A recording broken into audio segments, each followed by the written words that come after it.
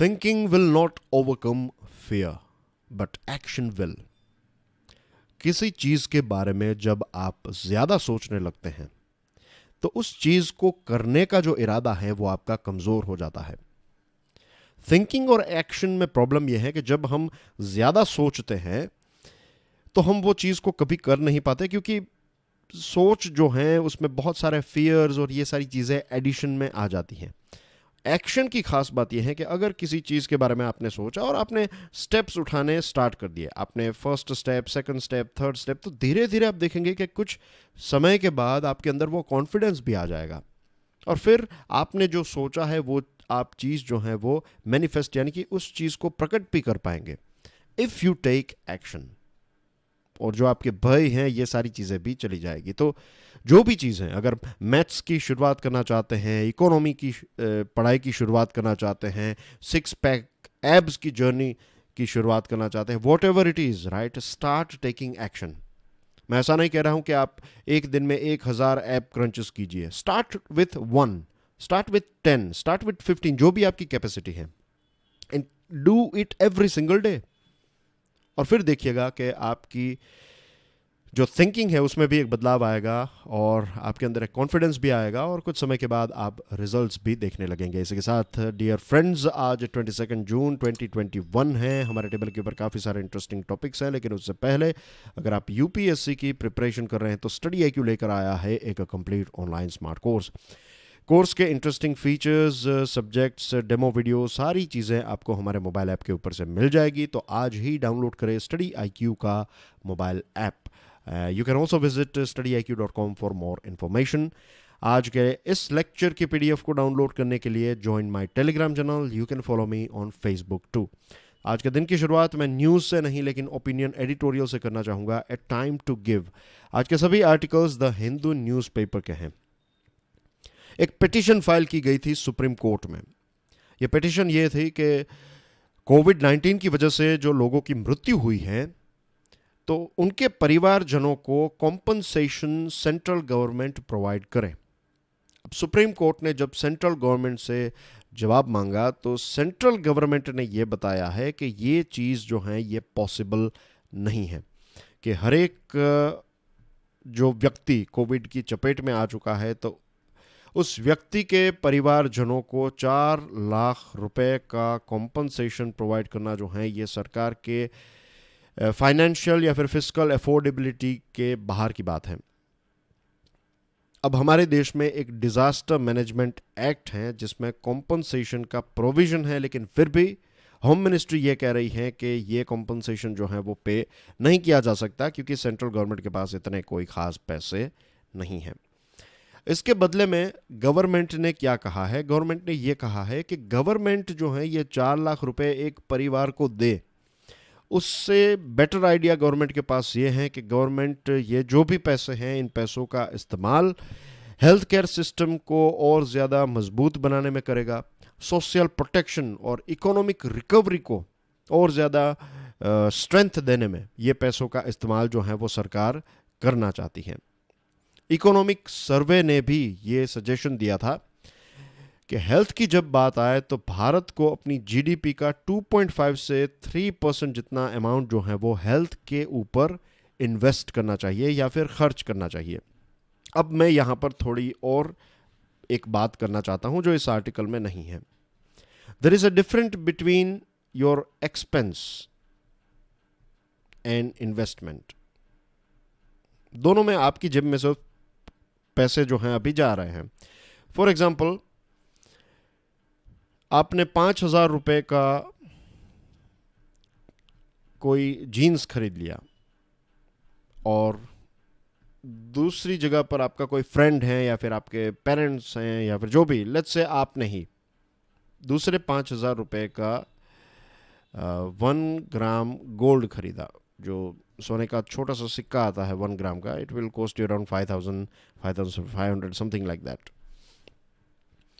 अब ये दोनों में से अब ये दोनों चीज़ों को अगर आप देखें तो ये क्लियरली एक एक्सपेंस है। आई एम नॉट सेइंग कि आपके पास जीन्स नहीं होना चाहिए, of course you need it, right. आपको कुछ कपड़े भी चाहिए, आपकी हॉबी भी हो सकती है, आपके you know it may be part of your personality, लेकिन फिर हर बार आप इस प्रकार के जब खर्च करते हैं तो होगा क्या कि आपके पास कोई पैसे नहीं रहेंगे। लेकिन अगर आप एक बैलेंस्ड तरीके से पैसे खर्च करते हैं, तो अगर आपने 2 जीन्स लेने की जगह पर 1 जीन्स लिया और दूसरे जीन्स के पैसे जो हैं वो 1 ग्राम गोल्ड में इन्वेस्ट कर लिया, तो फ्यूचर में जब भी आपके पास पैसा नहीं है तो आप इसको बेचकर इन 5,000 रुपये को कैश कर सकते हैं। अब same thing applies with health as well. जब हम हेल्थ में बहुत कम पैसे खर्च करते हैं तो वो एक प्रकार का एक्सपेंस हो जाता है। क्यों? क्योंकि हम हमेशा क्यूरेटिव हेल्थ के ऊपर ही पैसे खर्च करते हैं। क्यूरेटिव यानी कि जब मैं बीमार होता हूं उसके बाद मैं हॉस्पिटल जाता हूं, जब चीज़ें मेरे हाथ से बाहर निकल जाती है, जब डायबिटीज़ या फिर ब्लड प्रेशर या फिर दूसरे जो भी ऐसे डिजीज़ेस हैं, जब वो हो जाते हैं, उसकी इफ़ेक्ट हमारे ऊपर आती हैं, तब जाकर हम दवाई लेते हैं, डॉक्टर को दिखाते हैं और फिर पता चलता है कि फिर your expenses will go up. Public health में भी ऐसा ही है। अब देखिए कि हमारी गवर्नमेंट हॉस्पिटल्स की क्या हालत है और कितने कम पैसे हम खर्च करते हैं। डॉक्टर्स की कमी, फैसिलिटीज़ की कमी, ये सारी चीज़ें इतनी ज़्यादा है कि लोगों के पास ऑप्शन ही नहीं है। क्यूरेटिव जब आपके हाथ के बाहर वो चीज़ें चली जाएगी तब ही आप हॉस्पिटल में जाएंगे। दूसरा सिनारियो है जो है इन्वेस्टमेंट का। अगर हेल्थ को एक इन्वेस्टमेंट के तौर पर देखें तो अगर गवर्नमेंट एक होलिस्टिक तरीके से सोचे कि जो खाने पीने में जो मिलावट चल रही है वो सरकार नहीं होने देगी। आजकल, पहले ऐसा था कि गांव में आपको फ्रेश मिल्क या फिर मिलावट बिना का मिल्क मिल जाता था। You will be shocked to know this fact कि गांव में ही कुछ ऐसे गांव हैं जहां पर वो केमिकल्स अवेलेबल हैं कि वो इंस्टेंट मिल्क बना लेंगे या फिर मिल्क की क्वांटिटी इंक्रीज हो जाएगी। पानी के अलावा, I am not talking about water, water is a simple thing कि पानी ऐड कर दिया और दूध की क्वांटिटी बढ़ गई। वो दिन अब गए, अब तो नए केमिकल्स आ चुके हैं।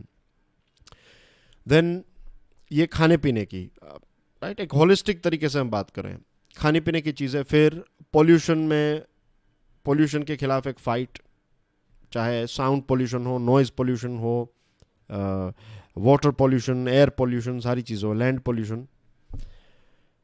फिर आपके लिए जॉगिंग के पार्क्स हों, राइट, सिटी का स्ट्रक्चर ऐसा डिज़ाइन किया गया हो कि फ्रेश एयर आपको मिले। फिर रूल्स एंड रेगुलेशंस ऐसे हों कि आप जो हैं वर्क और लाइफ का बैलेंस आपका रहे।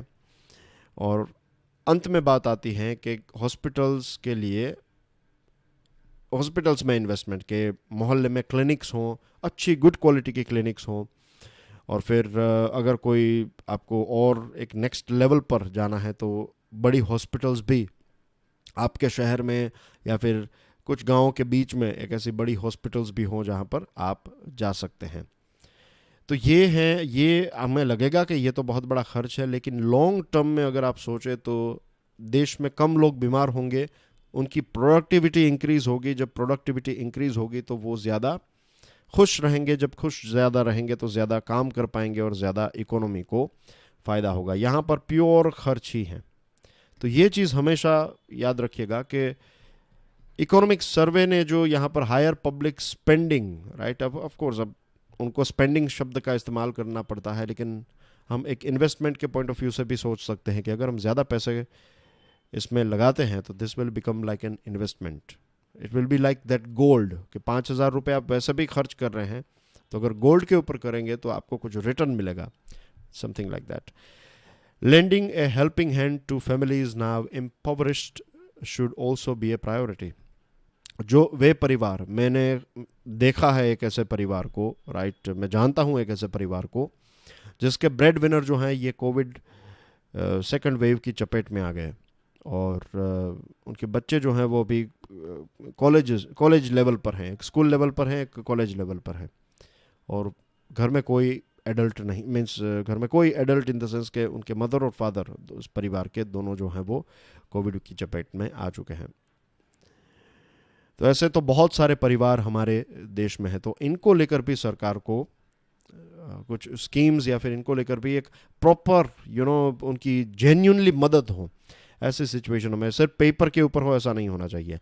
सरकार यूनिवर्सल पब्लिक हेल्थ सिस्टम के बारे में बात कर रही है। ये तभी पॉसिबल है जब हम होलिस्टिक तरीके से, जो मैंने आपको एग्जांपल दिया, that should be the example of universal. सिर्फ हॉस्पिटल्स हर जगह पर हो जाएगी तो दैट विल नॉट हेल्प। खाना पीना, पोल्यूशन, जॉगिंग के लिए या फिर एक्सरसाइज के लिए पार्क्स हों, ये सारी चीज़ें होना बहुत ही ज़रूरी हैं। In court, the Home Ministry has said that confining solutions to compensation would be narrow. Home ministry का कहना है कि सिर्फ कॉम्पनसेशन दे देंगे तो इसका कोई इतना फ़ायदा नहीं होगा, हम बड़ी बड़ी चीज़ें करना चाहते हैं। तो अब देखते हैं कि जो सुप्रीम कोर्ट में सेंट्रल गवर्नमेंट ने कहा है उसको जेन्युइनली अगर फॉलो किया जाएगा या नहीं, या फिर ये एक प्रकार का सिर्फ वादा होगा जो अलग अलग सरकारें अलग अलग समय पर करती आई हैं।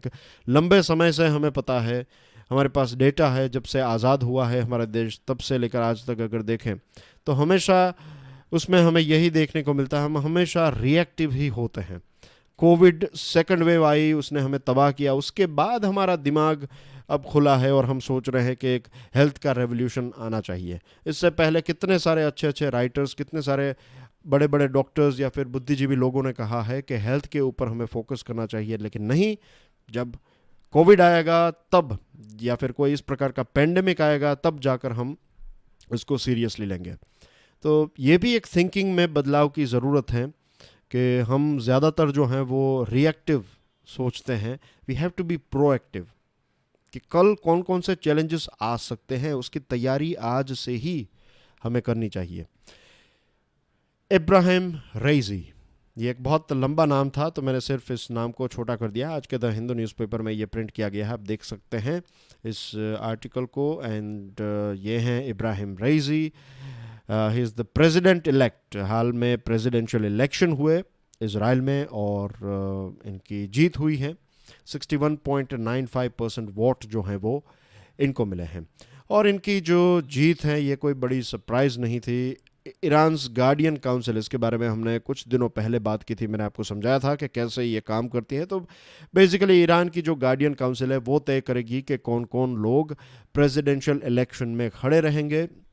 और पहले से ही तय था कि इब्राहिम रईसी जो हैं उनको सपोर्ट करना है या फिर उनको ही जिताना है। तो ये एक प्रकार से ईरान्स गार्डियन काउंसिल या फिर वहाँ के जो सुप्रीम लीडर हैं जो वो चाहते हैं वही वहाँ पर होता है। प्रेसिडेंट के पास उतने कोई ख़ास पावर्स होते नहीं हैं। सुप्रीम लीडर जो हैं अयातोल्लाह अली खमेनी और Iranian revolutionary guards core IRGC, तो इनके पास सही पावर हैं। सुप्रीम लीडर के पास सबसे ज़्यादा पावर है, आप समझ लीजिए। अब सुप्रीम लीडर साहब जो हैं वो 82 ईयर्स के हैं और ये कहा जाता है कि ये जो मिस्टर रईसी हैं ये फ्यूचर में सुप्रीम लीडर बन सकते हैं। ही मे रिप्लेस अयातोल्लाह खमेनी। ये जो मिस्टर रईसी हैं वो नेक्स्ट सुप्रीम, अभी वो प्रेसिडेंट बने हैं लेकिन प्रेसिडेंट उनको बनाया गया है आप कह सकते हैं, या फिर उनको हैंड पिक किया गया है क्योंकि शायद उनके अंदर ये पोटेंशियल है कि वो वहाँ के सुप्रीम लीडर बन सके। आपकी स्क्रीन के ऊपर ईरान का एक मैप है, कुछ दिनों पहले भी हमने इसको डिस्कस किया था, तो क्विकली एक बार रिकॉल कर लेते हैं। 12 o'clock you can see Caspian Sea, फिर तुर्कमेनिस्तान, यहाँ पर अफ़गानिस्तान है, पाकिस्तान है। लगभग 6 o'clock को आपको गल्फ़ ऑफ ओमान और स्ट्रेट ऑफ हॉर्मस देखने को मिलता है। 7 to 8 o'clock अगर आप देखें तो पर्शियन गल्फ़ है यहाँ पर। और फिर यहाँ पर जब हम आते हैं तो इराक के साथ अपनी बॉर्डर शेयर करता है, टर्की के साथ अपनी बॉर्डर शेयर करता है ये देश, आर्मेनिया के साथ और अज़रबैजान के साथ भी अपनी बॉर्डर शेयर करने वाला ये देश है। मिडल ईस्ट नेशन है और इसका नाम है इस्लामिक रिपब्लिक ऑफ ईरान, और ये एक सुन्नी देश है, माफ़ कीजिएगा एक शिया कंट्री है, राइट। और एक बहुत ही पावरफुल कंट्री है। अगर आप ईरान की हिस्ट्री में जाएं देन यू विल फाइंड के 1979 से ये यूएसए के सामने खड़ा है। यूएसए का एक दुश्मन देश है और अभी भी ये सरवाइव कर रहा है, तो आप समझ सकते हैं कि ये कितना ताकतवर देश होगा। एनीवे, नाउ हम यहाँ पर इनकी ताकत की बात नहीं करें। We are going to talk about के ये जो मिस्टर रईसी हैं उनकी जो विक्ट्री है उससे क्या क्या चीज़ें ग्लोबल लेवल पर हो सकती हैं। कुछ इंपॉर्टेंट चीज़ों को डिस्कस करेंगे। ओके, ना मिस्टर रईसी जो हैं उनकी जीत ईरानियन हार्डलाइनर्स यानी कि जो कहते हैं कि डेथ टू वेस्ट और यूएसए बुरा है और ये गलत बात है और हम जो कहते हैं वो होना चाहिए, या फिर उनकी जो विचारधारा हैं थोड़ी कट्टरवादी विचारधारा, थोड़ी नहीं बहुत ज़्यादा कट्टरवादी विचारधारा जो हैं, तो ऐसी पार्टी या फिर ऐसी विचारधारा के हैं mister Raisi.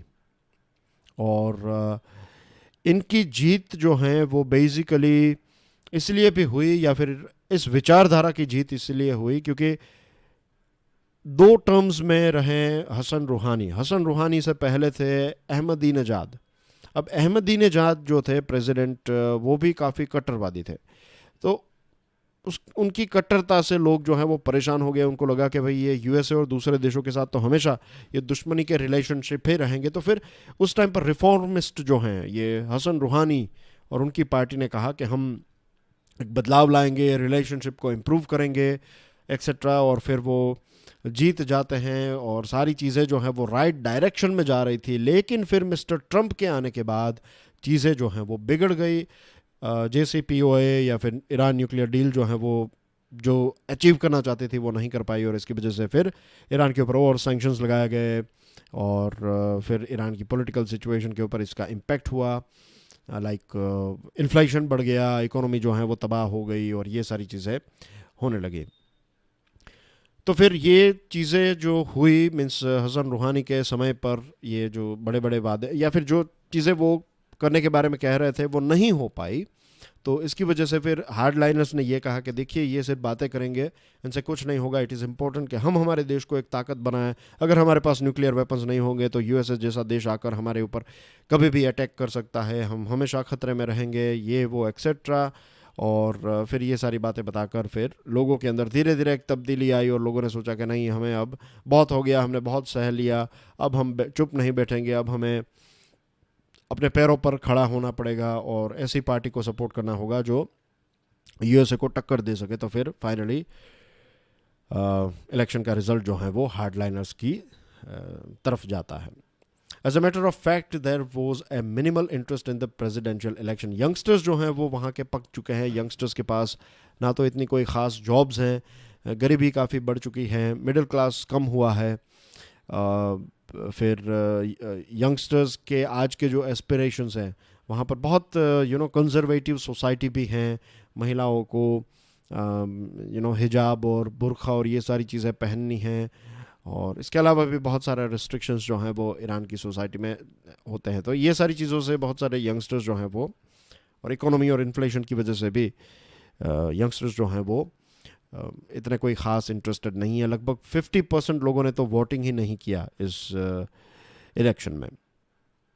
Unsurprisingly, a high percentage of Iranian population does not find in the new president a possibility of better economic situation and improved ties with the West.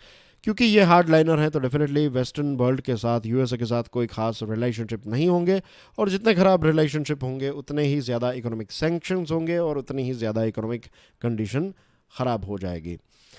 अब ये जो मिस्टर रईसी हैं वो एक 4 मेंबर की कमेटी थी जिसने बहुत सारे हज़ारों लेफ्टिस्ट और people's Mujahideen organisation of Iran MKO के पॉलिटिकल प्रिजनर्स को फांसी की सज़ा के ऊपर जो दस्तखत किया था, तो उसमें से एक मेंबर हैं ये मिस्टर रईसी। मिस्टर रईसी के टेन्योर में रशिया और चाइना के साथ ईरान के रिलेशनशिप और ज़्यादा इम्प्रूव होंगे, सीरिया और इराक के ऊपर और ज़्यादा कंट्रोल करने की कोशिश की जाएगी, और ये जो IRGC है ये भी वेस्ट एशिया में ट्रबल्स जो हैं वो क्रिएट करता रहेगा। तो सिचुएशन जो है वो आई थिंक इतनी ज़्यादा स्मूथ नहीं होगी, और जब जितने ज़्यादा वॉर और ये सारी चीज़ें वहाँ पर होगी उतना ही नुकसान जो है वो भारत जैसे देश को होगा, क्योंकि फिर फ्यूल की प्राइस बढ़ जाएगी और भारत को फिर ज़्यादा पैसे पे करने पड़ेंगे और हमारी इकोनॉमी के ऊपर भी इसकी इम्पैक्ट डेफिनेटली होगी। ए परपेचुअल वॉर, यूएसए ने तो ये तय कर लिया है कि 11 सितंबर 2021 को, यानी कि जब 20th एनिवर्सरी होगी इस वर्ल्ड ट्रेड टेरर अटैक की, तब यूएसए के सोल्जर्स जो हैं वो हमेशा के लिए टाटा बाय बाय करके अफ़गानिस्तान से चले जाएंगे। लगभग 20 सालों से ये जो वॉर चल रहा है इस वॉर का एक अंत आ जाएगा। लेकिन क्या जेन्युइनली ये अंत आ जाएगा? नहीं, ये अंत नहीं, ये शायद एक नया दौर आएगा, एक नई शुरुआत होगी। अफगानिस्तान की सरकार की बात करें तो वो इतनी स्ट्रॉन्ग पोजीशन के ऊपर नहीं है कि वो तालिबान को कंट्रोल कर सके। जस्ट इमेजिन कि तालिबान कितनी स्ट्रॉन्ग पोजीशन के ऊपर होगा कि वो दुनिया के सबसे शक्तिशाली देश यूएसए के साथ नेगोशिएशन करने लगता है। यूएसए को तालिबान को इनवाइट करके बुलाना पड़ता है, तो यू कैन अंडरस्टैंड कि वो कितना ताकतवर तालिबान हो गया या फिर हो चुका है। अब जो बाइडन साहब ने ये कहा कि भले ही हमारी मिलिट्री यहाँ से चली जाए लेकिन हम आपके साथ होंगे, यानी कि सरकार के साथ होंगे। लेकिन रियलिटी ये है कि सिग्नल कुछ और ही हमें मिल रहे हैं। आपकी स्क्रीन के ऊपर ये जो मैप है, ये थोड़ा पुराना मैप है, बट ये आपको समझाने के लिए है कि अगर आप देखेंगे ये रेड वाला पोर्शन, तो ये रेड वाला पोर्शन तालिबान के कंट्रोल में है। ये लगभग अफगानिस्तान का 50% एरिया तालिबान के कंट्रोल में है, और वो तब जब यूएसए की फोर्सेस जो हैं वो यहाँ पर थी, नेटो फोर्सेस यहाँ पर थी तब। अब एक बार ये निकल गई तो आप समझ सकते हैं कि ये इजीली एक्सपांड कर लेगा। यूएसए और तालिबान के बीच में जो दोहा एग्रीमेंट हुआ, इस एग्रीमेंट में यह था कि अफगानिस्तान में पीस होगा और वायलेंस नहीं होगा, तालिबान लिंक्ड वायलेंस बंद हो जाएगा। ये सारे प्रोमिसेस जो तालिबान ने यूएसए के साथ किए हैं या फिर यूएसए को किए हैं, ये सारे प्रोमिसेस तब से, जब से ये एग्रीमेंट साइन हुआ है, तब से धीरे धीरे वायलेंस जो है वो इंक्रीज ही हुआ है। अब अफगानिस्तान की जो फोर्सेस हैं उनको एयर सपोर्ट मिलता था, तो वो काफ़ी अच्छी तरीके से तालिबान को हैंडल कर लेते थे। लेकिन अब एयर सपोर्ट नहीं है, तो कई जगहों पर उनको हार का सामना भी करना पड़ रहा है। वैसे अफगानिस्तान की एयरफोर्स भी धीरे धीरे एक्सपांड हो रही है, लेकिन यूएसए का जो सपोर्ट रहता है वो एक ऑल टुगेदर एक अलग लेवल पर रहता है। फिर पाकिस्तान। अब पाकिस्तान बिल्कुल नहीं चाहता है कि भारत का इन्फ्लुएंस यहाँ पर इंक्रीज़ हो, तो पाकिस्तान तालिबान का इस्तेमाल इस प्रकार से करेगा कि भारत के जो इन्वेस्टमेंट है वहाँ पर, भारत के एजुकेशन सेंटर्स, भारत ने जो जो सॉफ्ट चीज़ें वहाँ पर की हैं, उन सारी चीज़ों को बंद करने की कोशिश की जाएगी। और पाकिस्तान जो करना चाहता है वो करने पर वो हमें अफ़गानिस्तान में देखने को मिल सकता है। इससे पहले मैंने आपको बताया था कि एक डॉक्ट्रिन है जो पाकिस्तान जो है वो करना चाहता है कि ईरान, अफ़गानिस्तान और पाकिस्तान ये तीनों मिलकर एक हो जाए और इंडिया को एक चैलेंज प्रोवाइड करें। तो ये जो उनकी एक सोच है, इस सोच को भी बढ़ावा देने की कोशिश करेगा पाकिस्तान। तो ये सारे चैलेंजेस भारत के लिए भी हैं। Towards a more federal structure. हमारे देश में बहुत सारी ऐसी जगहें हैं जब उनके इतिहास में हम जाएं तब हम शॉक्ड हो जाते हैं कि जैसे कि ट्रैवनकोर, हैदराबाद, जोधपुर, भोपाल, जूनागढ़, ये कुछ ऐसे राज्य थे उस टाइम पर, कुछ ऐसे स्टेट्स थे जो भारत का पार्ट बनना नहीं चाहते थे, लेकिन फिर इवेंचुअली वो भारत का पार्ट बन गए। 1947 में कश्मीर के ऊपर पाकिस्तानी सरकार ने अटैक किया। और गोवा की बात करें तो पोर्तुगीज़ के बारे में सबसे इंटरेस्टिंग चीज़ जो है वो ये है, सबसे पहले भारत में आने वाले पोर्तुगीज़ थे और सबसे लास्ट जाने वाले पोर्तुगीज़ थे। 1961 में उनको निकाला गया। अब हमारे देश में, क्योंकि हमारे देश की एक ख़ास हिस्ट्री रही है, तो इसकी वजह से हमारे देश में यूनियन है, एक यूनियन को हमने चूज़ किया रादर देन फेडरल स्ट्रक्चर है। लेकिन जो यूएसए का फेडरल है उसमें कैसा है कि अलग अलग राज्य जो हैं उसने मिलकर एक देश को बनाया है, दैट इज़ यूएसए। हमारे देश में क्या है, एक देश ने अलग अलग राज्य बनाए हैं। मैं फिर से रिपीट करता हूं अगर किसी को डाउट है इसमें, तो अलग अलग राज्यों ने मिलकर कोई देश बनाया है, इसलिए नाम है यूनाइटेड स्टेट्स ऑफ अमेरिका। और हमारे देश का नाम है India, right, we call it union of India. तो हमारे देश में ऐसा है कि एक देश ने अलग अलग राज्य जो हैं वो बनाए हैं, इज़न्ट इट? आई होप ये चीज़ आपको क्लियरली समझ में आ गई होगी या फिर पता भी होगी। तो क्योंकि हमारी यूनियन गवर्नमेंट है तो सेंट्रल गवर्नमेंट के पास थोड़ी ज़्यादा अथॉरिटी और पावर्स रहते हैं compare to federal structure. Direct taxes की बात करें, वे सारे टैक्स जो आप इनकम टैक्स पे करते हैं, आपने जो इनकम की उसके ऊपर टैक्स, या फिर कॉर्पोरेट टैक्स को डायरेक्ट टैक्स कहते हैं।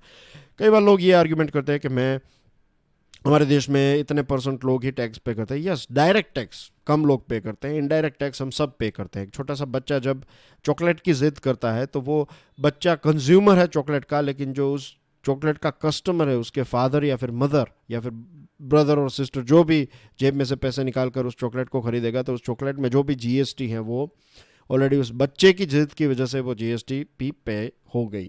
You know what I mean. तो इनडायरेक्ट टैक्स तो हम सब पे करते ही हैं, डायरेक्टली या फिर इनडायरेक्टली, लेकिन डायरेक्ट टैक्सेस जो हैं वो इनकम टैक्स और कॉर्पोरेट टैक्स को कहते हैं। अब यूएसए में ऐसा है कि सेंट्रल गवर्नमेंट या फिर फेडरल गवर्नमेंट और स्टेट गवर्नमेंट दोनों कलेक्ट करते हैं ऐसे टैक्सेस को, इंडिविजुअल्स और कॉरपोरेशन से।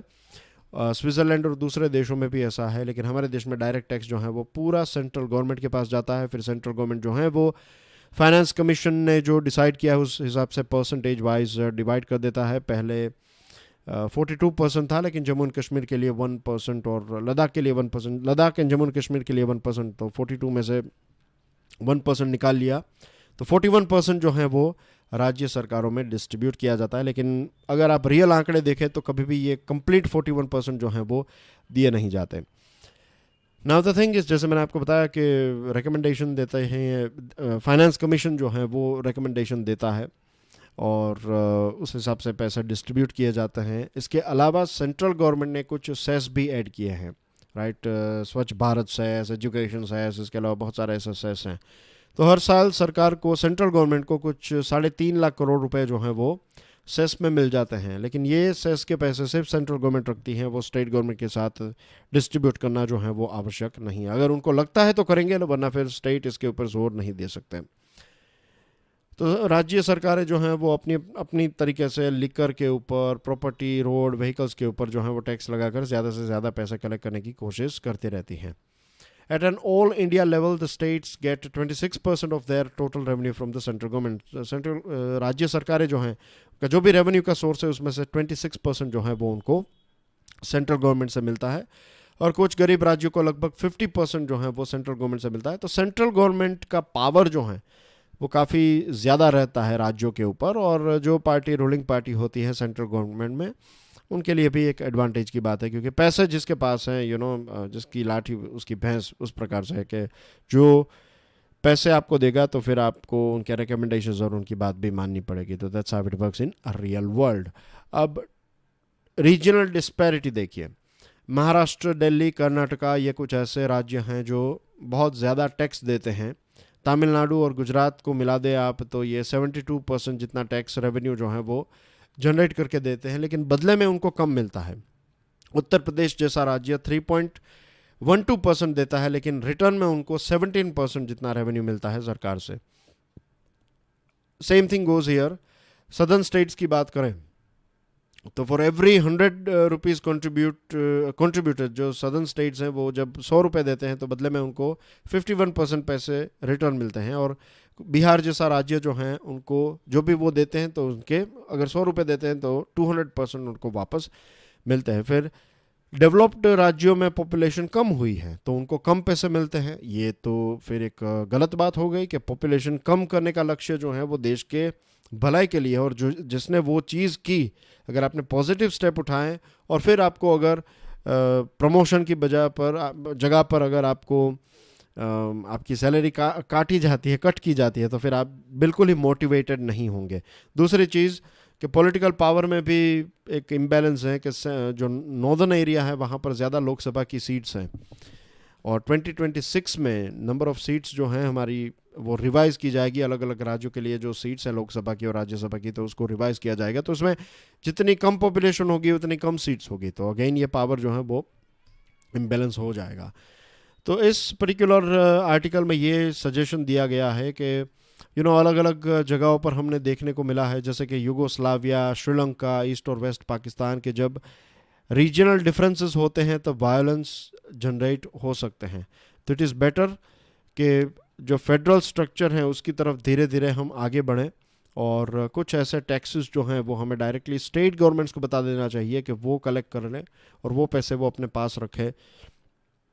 तो इस प्रकार की चीज़ें हमें करनी होगी। ये जो रियलिटी हमारे सामने आई है फ़िलहाल, ये इतने बड़े प्रॉब्लम शायद हमें ना लगे, लेकिन फ्यूचर में ये बहुत बड़े वायलेंस या फिर बहुत बड़े डिस्टर्बेंसेस हो सकते हैं। तो it is better that we think now. और जब इस प्रकार के मतभेद होंगे या फिर इस कड़वाहट होगी तो वही सिचुएशन हो जाएगी जैसे एक समय पर जब ब्रिटिश यहाँ पर आए थे तो अलग अलग स्टेट्स एक दूसरे के साथ लड़ते रहते थे, तो यूनिटी नहीं थी। तो किसी और ने फ़ायदा उठाया, तो ऐसा ही फ़ायदा कोई और ना उठाए। होप कि हम हिस्ट्री से कुछ लेसन सीखेंगे।